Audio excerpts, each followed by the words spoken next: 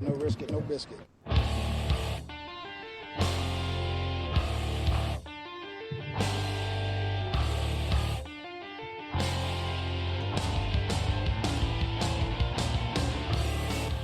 Coming from the Arizona desert, presented by SBNation.com. For Arizona Cardinals fans, by Arizona Cardinals fans, with outsider and insider's perspectives, this is Revenge of the Birds. Hello, Arizona Cardinals fans. This is Revenge of the Birds Radio, brought to you by Audible.com, as always, where you can receive a free audiobook download from audibletrial.com/Revenge of the Birds and test out their service. This is Jess, your host, and I am thrilled for the show that we have for you today because, well, one, this is a big matchup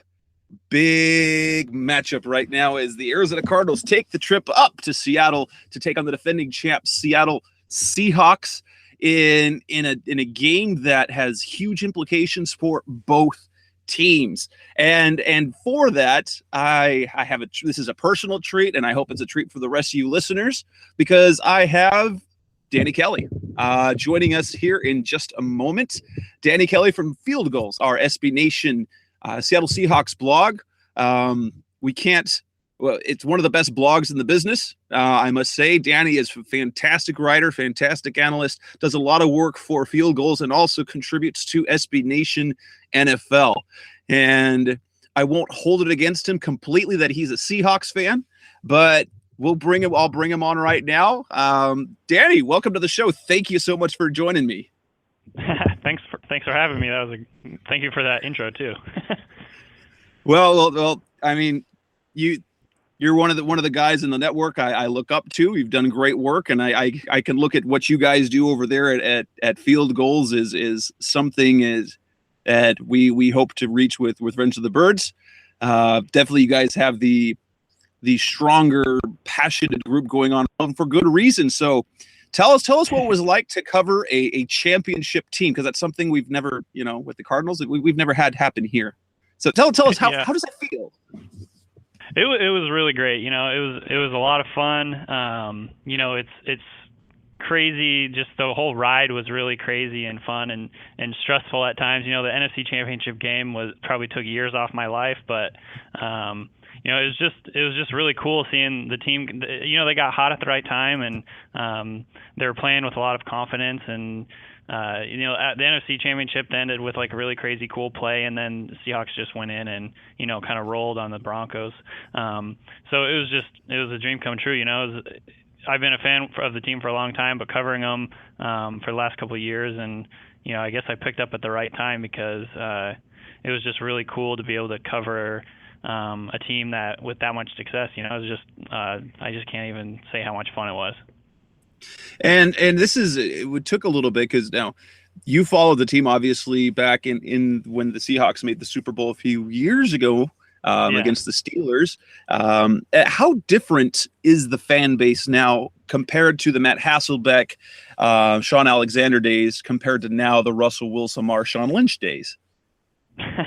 I don't really know how different the whole fan base is. I think in general, like Field Gulls, and specifically as sort of one of our main goals is to sort of educate the fans on what the Seahawks are doing schematically and like what to look for when they're doing different things. And so I think in some ways I hope that the fan base is a little smarter in terms of just knowing what they're looking at and knowing sort of what's going on, what drives the team to do certain things, what makes them make certain moves, things like that. I think that's kind of been our goal at Field Gulls, just to sort of help people understand the mindset of the team. And I think that kind of, with Pete Carroll, he has such a specific and laid out plan that it was really cool sort of starting with him at the very beginning and watching him just transform the team. I think over the last 4 years, the Seahawks fans have sort of gone through this process, where they were a bad team. They were 4-12, 7-9,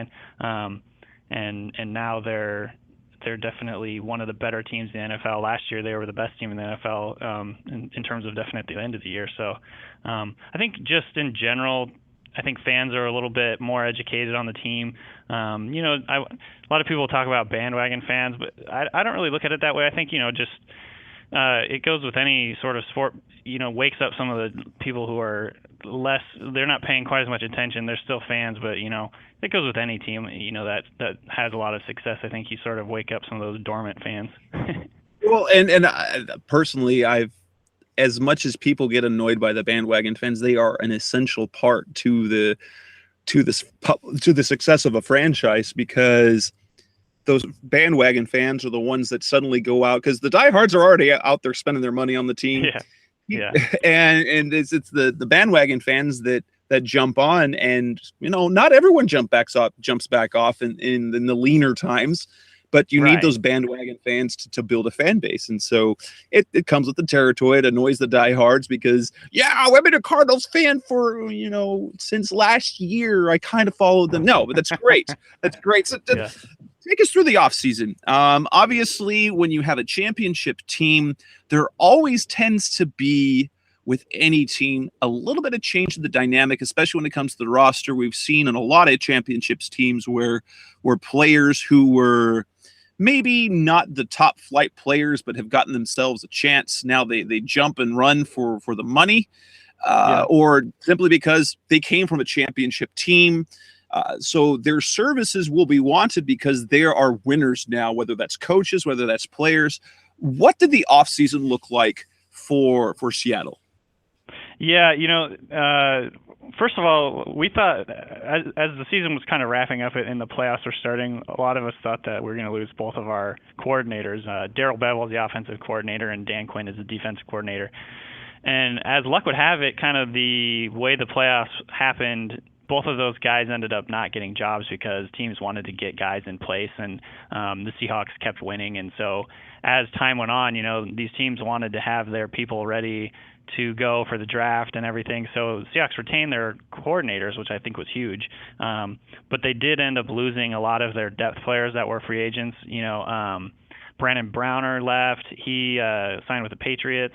Clint McDonald, he was a key defensive lineman guy that, maybe a lot of people don't know about him, but he went and signed with Tampa Bay, and I guess he's had a really good year down there. Walter Thurmond, he was one of our key nickelbacks. He went and signed with the Giants. Let's see here. There were a few others, just these really strong role players that the Seahawks just couldn't really afford to keep because they have, greater priorities down the line. You have to manage your cap. You can't keep everybody. You can't keep the band together. And so over the offseason, the cupboards are definitely rated in terms of that. Like a lot of Seattle's key just depth and not necessarily starters, but key backups that played a lot of snaps ended up leaving. And additionally, the Seahawks ended up cutting a couple of guys. Chris Clemens, defensive end, and Red Bryant, another defensive end.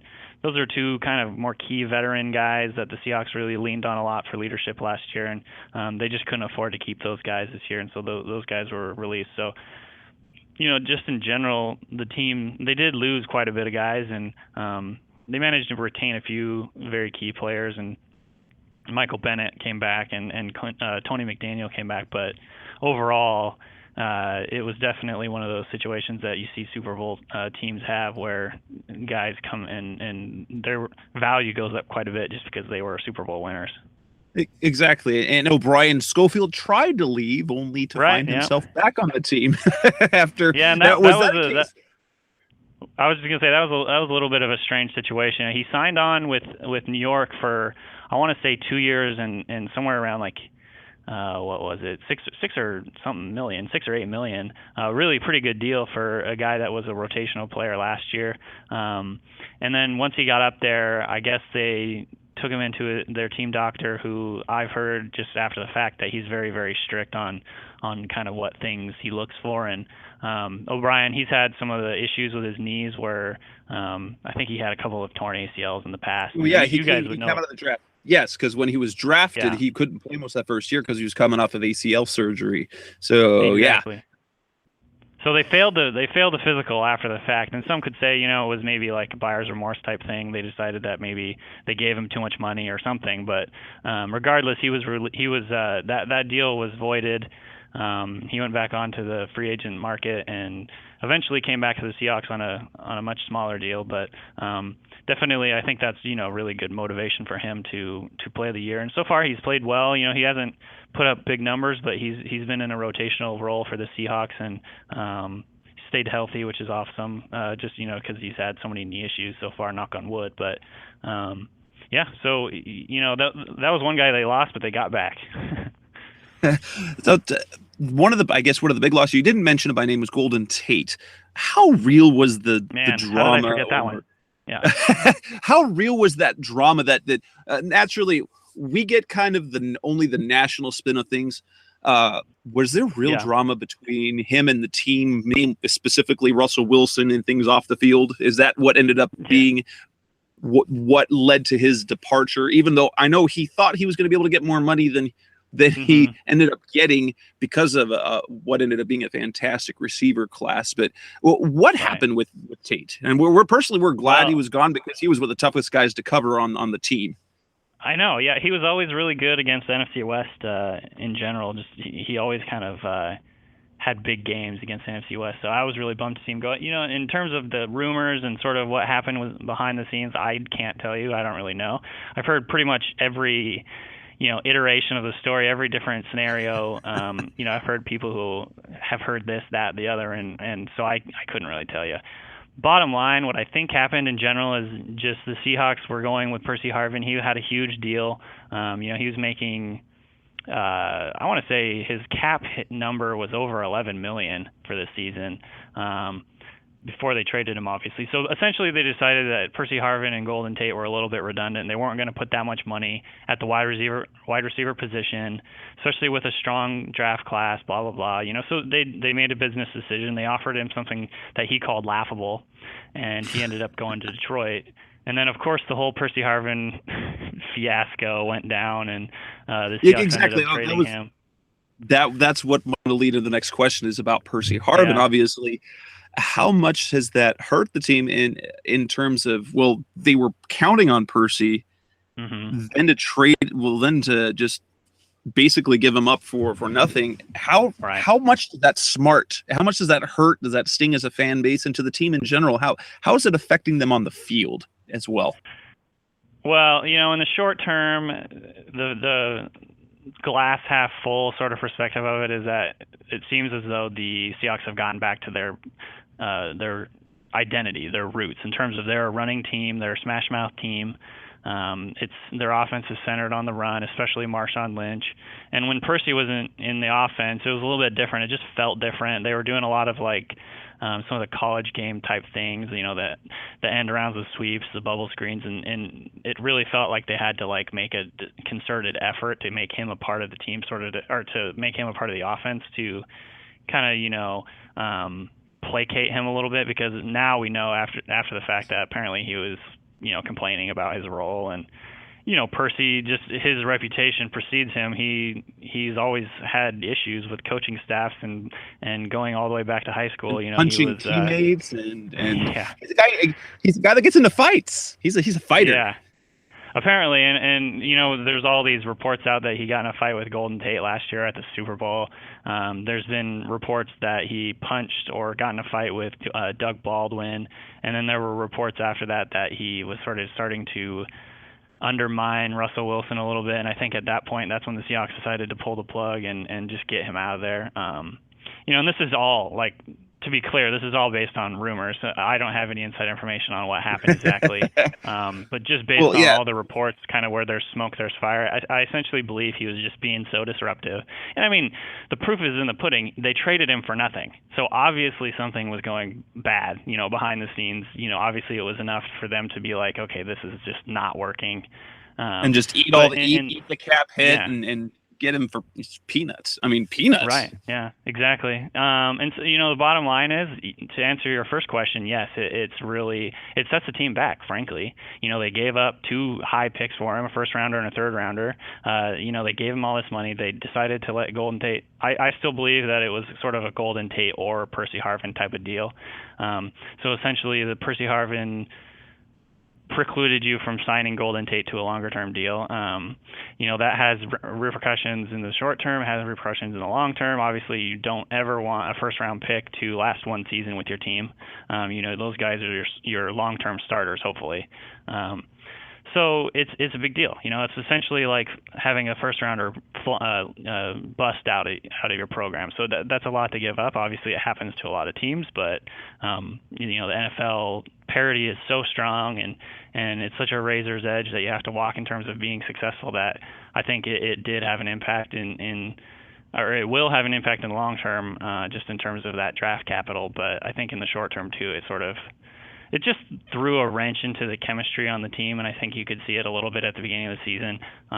They seem to have gotten back to what they are in terms of their identity from last year a little bit more this year, but yeah. Long story short, it was a debacle. The whole Percy Harvin thing was a debacle, as we all kind of feared might be. But a lot of fans had huge hopes for him. It's still really a big bummer to see him go because he's such a exciting, awesome player. It's like Yes. No way around it. It was so much fun having him on the team, but yeah, it was just bad. And this is Revenge of the Birds Radio. I'm Jess Rowe. We're talking with Danny Kelly from Field Gulls as we're previewing the Arizona Cardinals matchup week 12 against the Seattle Seahawks up there in the Pacific Northwest. And Danny's giving us the lowdown about what we can see from Seattle. Another thing is that the Seahawks have kind of had all sorts of fun stuff. The latest with Marshawn Lynch. I get to ask you all this stuff that's also timely. Yeah. Marshawn Lynch, how unhappy is he? Because you kind of get the sense on both things. Okay, he doesn't go into the team locker room at halftime that he's unhappy, but then you get the other side. A coach says, "I've never met a nicer guy." How much he obviously he means a ton to the team on the field. How much is fabricated? How much of his unhappiness is real? And what is it to make of Marshawn Lynch? Because he's really, even dating back to his days in Buffalo, was really kind of an enigmatic character. The media obviously likes to be down on him because he doesn't talk to us, which makes us all very mad because we're supposed to talk to the media. I think their job is here when they talk. But nonetheless, what is the perception? Obviously, right now, the perception nationally isn't great of Marshawn, that he's going to go and he's going to be, they're just going to run him to the ground, and then it's going to become Russell Wilson's team next year because they'll have to pay him and they won't be able to pay Marshawn. What's the latest with Marshawn? Well, again, listening to all the different, I get 12 different perspectives on everything in terms of just there's different reports here and there and whatever, but I definitely I don't think there is definitely something to the fact that he's unhappy with his contract or how much money he's making or something that, because he held out a training camp. Pete Carroll actually confirmed they're working through some stuff. That was earlier this week. So there is something to the idea that he's not happy with the administration or the front office or the coaching staff or whatever. I think it helps a lot that over the last 3 games, two or three games, they've really fed him. He's been the center of the offense. They had a career game against the Giants. They ran really well against the Raiders, and then last week they got over 200 yards against the Chiefs. So I think that has to help. That said, there's still reports everywhere that the Seahawks plan to move on without Lynch next year. So I think that's kind of just hanging over their head. I think Lynch. If this Lynch thing, if this halftime thing, if there was anything to it, obviously the team has denied that it was anything. He was getting worked on, during halftime with his back. I think maybe he feared that going into the warm locker room and then coming back out into the 19-degree weather, his back would stiffen up. And I frankly can't really blame him if that's the actual case. But the Silver report out of NFL.com said that it was he was alluding to the fact that it was sort of in defiance to this report that came out before the game that he was, the Seahawks still planning to move on without him, blah, blah, blah. It's just a bunch of drama. The bottom line, I think, in terms of the short term, his play has not slowed down. He brings it on game day, and I know his teammates love him. So, I think they're making a mountain out of a molehill on a lot of this. I think for this year, Lynch is running as good as he has his whole career. I think, the Seahawks have figured out that their offense works best when he's the centerpiece. And so, it's a mutually beneficial relationship, and they're just going to ride it this year. And I would honestly guess that they haven't decided yet what they're going to do with him next year. I think, a lot depends on how the home stretch goes down and how the off season goes, and if he's happy, and they'll take it from there. I really actually don't think they've decided anything quite yet. But for the short term, he's running really well. He's been a little banged up. His back is acting up, but that's kind of been a theme the last 3 years. Thing, yes. Yeah, he has that. I mean, it's literally a weekly thing. Like, you have to wait until Friday to figure out what's going on with his back. The next topic would be Russell Wilson. Unequivocally, this is Russell Wilson's team. How has he looked in his progress this year as a quarterback this year, as a third-year quarterback? How is he making? Obviously, the play's looking a little bit different. He's running more than he's ever done in his career. He's been very productive at it. How is he leadership-wise? Obviously, he seems to be a type of character everyone loves. I'm a big Russell Wilson fan myself, which makes me sad inside because he's a Seahawk, which causes, self-deprecation because I can't cheer for the Seahawks, but I want to cheer for Russell Wilson, and it's a very difficult thing to do. Tell us about his progress. How does he looking this year? Is he becoming the next star that people believe that he will become, or is he already there? I mean, it depends on who you talk to, I think. In terms of his production and statistically speaking, his numbers have sort of plateaued. I think through the first 10 games, if you look at the first 10 games of his first 3 seasons, it's pretty steady. In fact, I think this year his numbers are a little bit better than last year through 10 games.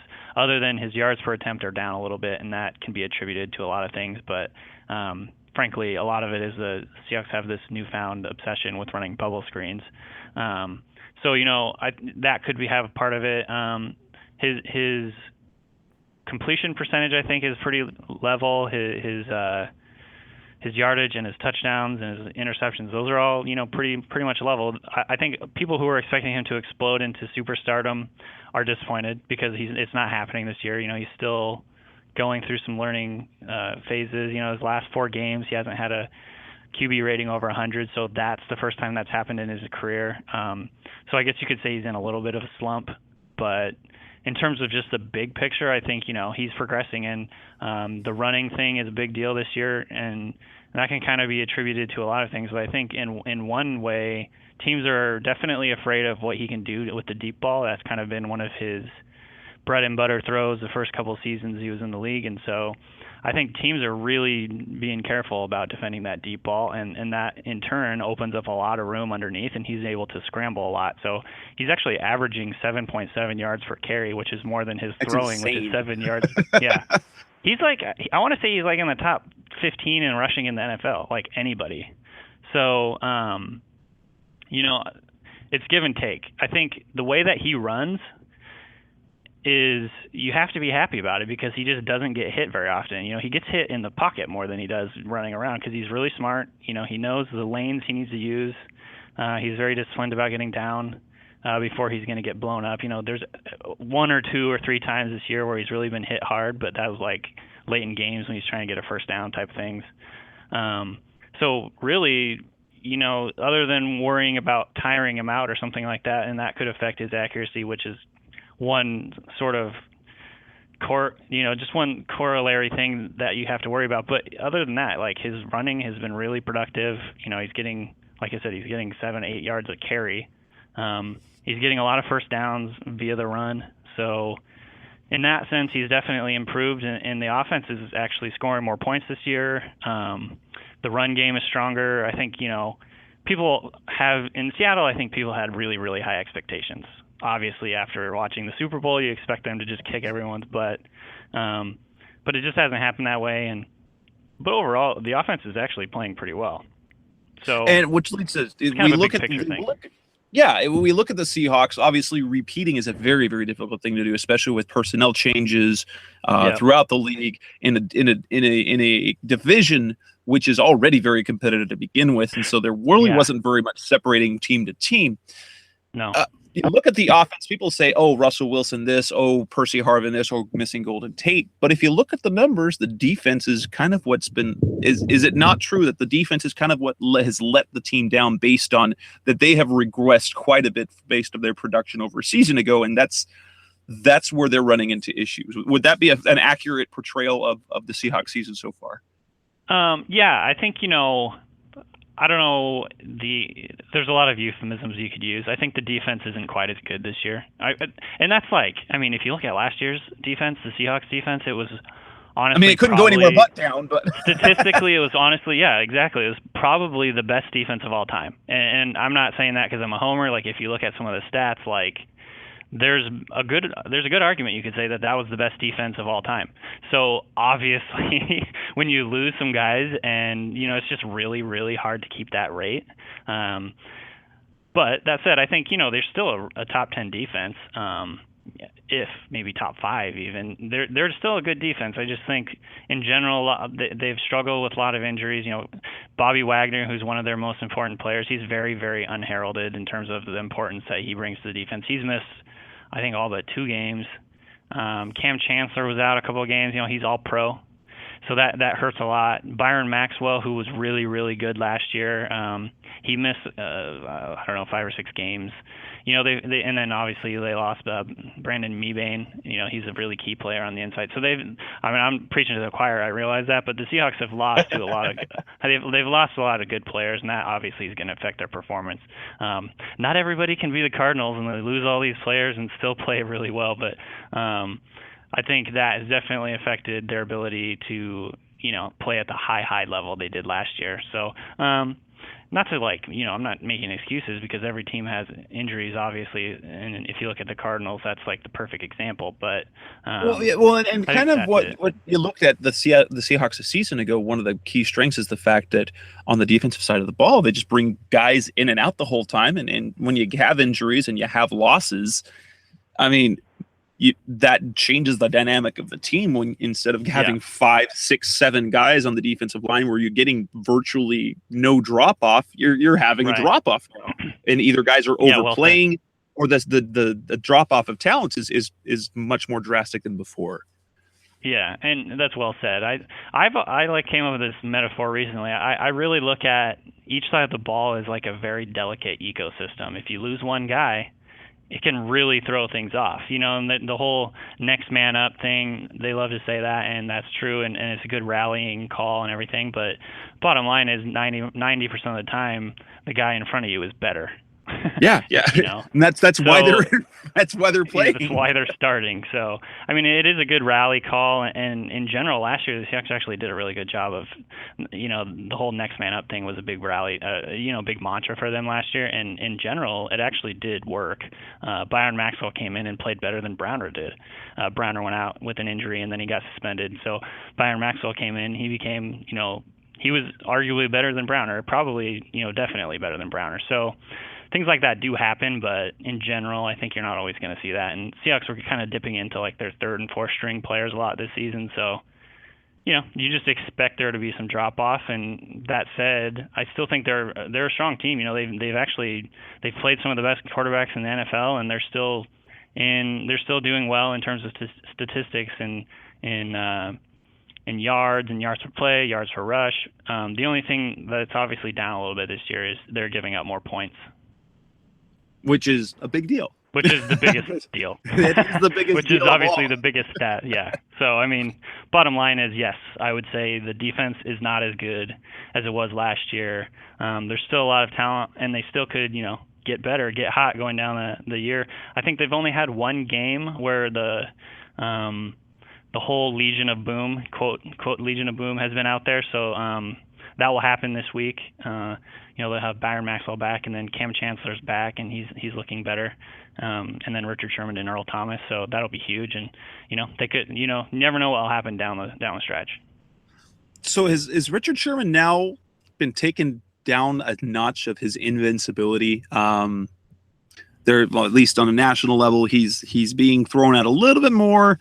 He hasn't been as shut down. I'm not going to say that he's not one of the best corners in the league, Right. because he does what he does and he does it extremely well. And more than anything, he has made the biggest plays at the biggest moments, and he's earned every accolade. Is Yeah. his play dropped at all this year, or what could be the explanation for how he's doing? Obviously he's an emotional player, and so he kind of wears that on his sleeve all the time. Yeah. I think there's sort of this his personality. He brings on the criticism whenever someone makes a play on him, essentially. So anytime anyone beats him, it's like this big deal. But in general, I still think he's had a really good season. I wouldn't say that his play has dropped off significantly. I think that his numbers are certainly down. Last year, he was the least targeted corner in the NFL, and he had the most interceptions of any cornerback. So, I mean, again, historic year last year. Hard to repeat. Yeah. Really, it is. Yeah. So, I mean, this year he's let's see. Let me check and see. He's been having a really good season, I think, honestly. Well, let's see if I can find him here. I want to say per Pro Football Focus, when he's targeted, opposing quarterbacks have a rating of 70 something. Here it's 73, which is 13th in the NFL. So it's not like he's playing terribly. And I would say that some teams are definitely, in terms of the air of invincibility, week one, the Packers did not throw in his direction. And so it sort of set this tone, set the bar. And then since then, teams have definitely been targeting him. So he's not like invincible. And as he would say, you're going to give up some plays. It happens. It's the NFL, And there's a lot of, the way the Seahawks play football, they're not going to allow you, but they're going to concede some of the underneath stuff in terms of they just do not want to get beat deep. So a lot of things like slants and comebacks, they're gonna connect with that against Sherman. It's just gonna happen. So, but in general, I mean, I've been really happy with how he's played. I think he's made some really big plays at big times. And here's an interesting stat per PFF, Pro Football Focus. He's given up 0.94 yards per coverage snap, which is 8th best in the NFL, which is tied with Darrelle Revis. It's just a little bit below Antonio Cromartie. In terms of cover snaps for target, he's not that high in that. So I guess, yeah, you're right. They are targeting him quite a bit. But yeah, I mean, overall, I just think he's been solid. I wouldn't say that his play has dropped off significantly. Last year was just sort of a historic season for him. All right. Yeah, heading into this game, this is Revenge of the Birds Radio. We're talking to Danny Kelly from FieldGulls.com, our SB Nation Seattle Seahawks team site, and we're talking about the matchup that the Cardinals will have this weekend against the Seattle Seahawks in Week 12. The Cardinals, at least it feels, well, this is obviously what is the feeling that at 6-4, 4 losses in 10 games, especially now 3 games behind the Cardinals? Is there any sort of panic right now or worry in Seattle land up there for how the season is playing out? Well, to answer your question, yes. I mean, there's a certain amount of it. I just want to back up. I had accidentally misread the stat when you asked me about if people are targeting him. Per Pro Football Focus, Sherman is getting targeted once every 7.8 snaps, which is second best in the NFL, behind Stephon Gilmore of Buffalo. So, to answer your question, he's really not getting targeted that much. But as in terms of the Seahawks, and people freaking out around here, I think people realize this is kind of a make or break game. Falling to 6-5 in the NFC West, I think your playoff odds go to about 30%. Right now they're around 43%, and then if they win this week, it goes up to 60%. So, bottom line is, it's a huge game. It's one of those people hate to say the must-win games, but if you want to make the playoffs, this is huge. Well, and so I've said in the piece, our Marshall Falk, GMC piece I wrote today, if the Cardinals win this game, if they've basically snuffed out the division, I think is over. I mean, the division is the Cardinals. It's all it is a matter of, can they get the number 1 seed? I mean, they'll be 10-1. they'll be 4 games up on Seattle with 5 games left to play. They won't. They'd have to Seattle lose won't be out able. essentially. Yeah, Right. and Yeah. they would hold. There would be no way for Seattle to hold a tiebreaker over them head to head, and that would lock up every. If actually, aside from Green Bay, they would have a head to head tiebreak over half the NFC. Is what it Yeah. feels like right now. Yeah, they're So perfect in the NFC so far, right? yes, so 7-0, Yeah. playing really, really. I mean, that's the thing. It doesn't look like they're playing well, but they're playing really well, and that Yeah. they're kind of winning ugly. Kind of take back to the turning point is where we kind of look back to was week 16 a season ago when they went into Seattle Yeah. and won then without a great offensive performance. I mean, they ran the ball a lot, 4 interceptions. Can we not talk about that game? I'm just kidding. Well, and it's interesting because at least from my perspective, Seattle has lost that air of invincibility that it had. The Yeah. Cardinals have been there, done that, and so is there. Do Seattle fans, do the Seahawks view this as or is it a worry game, or is it, hey, we got this, we can do it? What's kind of the feeling towards this game? I would guess that it's probably somewhere in the middle, like in terms of 50-50. It depends on who you talk to. I think early in the season, people probably would have been like, "Oh yeah, we got this," you know. But now the Cardinals just keep winning. They just keep winning tough games. They beat a really good team last week.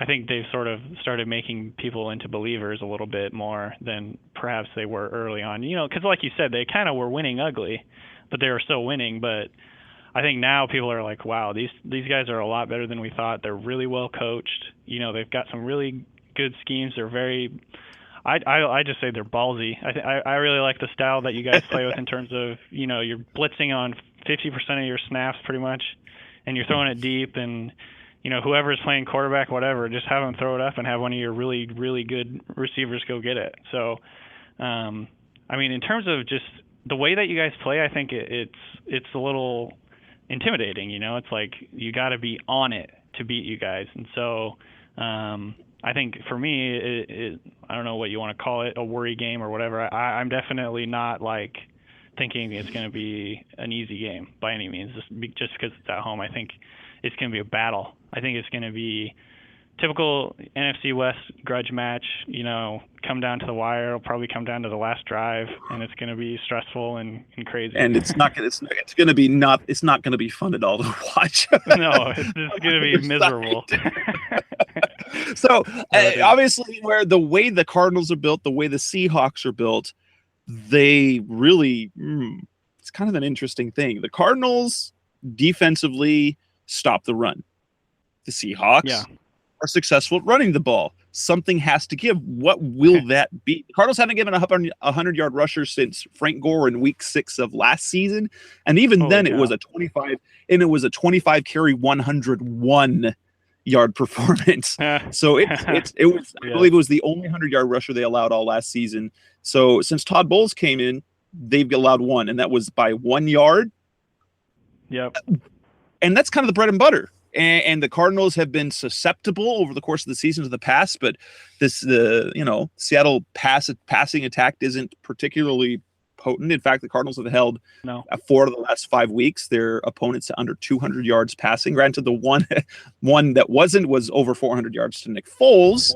So, but at the same time,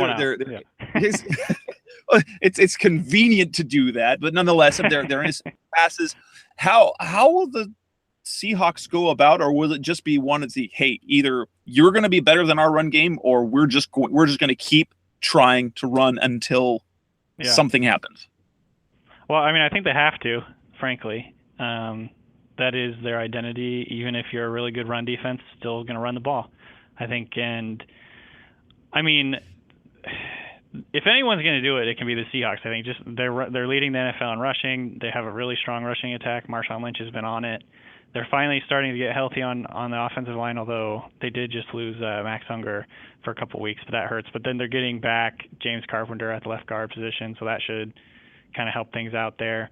I think in general, though, we have to see Russell Wilson play a little bit better. And I think last week he played better. He had a little bit more poised, and he looked a little more comfortable in the offense. And he made a couple of nice throws that didn't end up being caught, and so things like that. I think just in general, they're going to have to hit some of their explosive plays to win this game.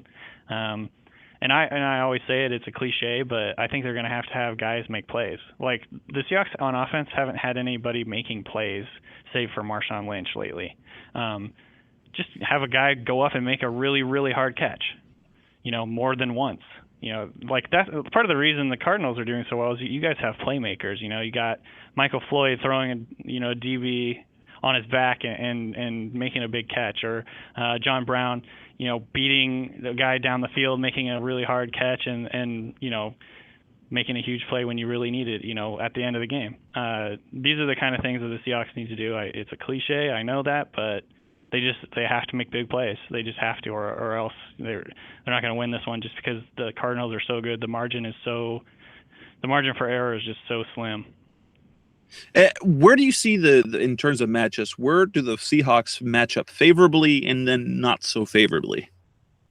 That's a good question. Honestly, you guys have great corners, and the Seahawks receivers this year haven't been their strength, so that's a little bit tough. I don't know how susceptible you guys are up the middle to tight ends, but that could be one area that if Seattle gets some of their tight ends healthy this week, that it could be sort of something they could attack.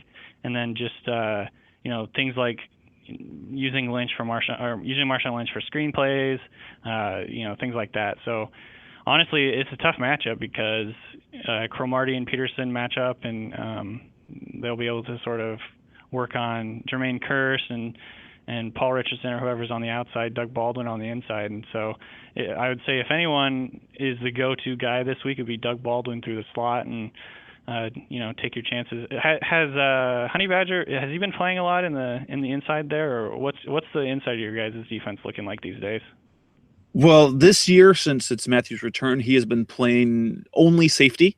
He does come down and play near the line of scrimmage a bit, but sometimes he's back there. It's been Gerard Powers, and Gerard Powers had actually a really good season thus far when they moved, because he was our one of the starters a season ago, and he's slid inside, and because of his play, Matthew hasn't played a single bit of slot corner except for there were few plays when either Cromartie or Peterson went out, and so Powers slid outside. Then Matthew slid to the slot, and yeah. But yeah, Matthew's been playing deep, playing back and making plays. He's looking almost like the Honey Badger of a year ago. I did not remember this, but the Cardinals actually were worth. I knew he was there without Matthew, but they were without both Rashad Johnson and Matthew when they played in Seattle a season ago. Wow. Oh yeah, that's true. And now you guys have Deone Buchanan, right? And he's been playing pretty well. Yes. Oh my goodness, he's fun to watch. We call him the Drone. Well, we call him Drone. Drone. Yeah, he's like the way he hits. It's fierce. It is fierce. And he's gotten better. That he really doesn't even play safety. He plays inside. He plays. He's a box guy. He plays inside linebacker on nickel possessions. And it's interesting. And they just have him run around and hit people. It's fun.